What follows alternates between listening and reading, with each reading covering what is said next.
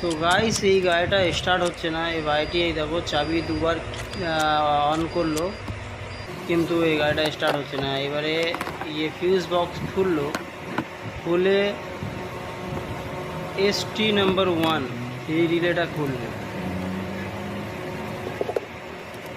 এই রিলেটা খুললো, খুলে কি করছে,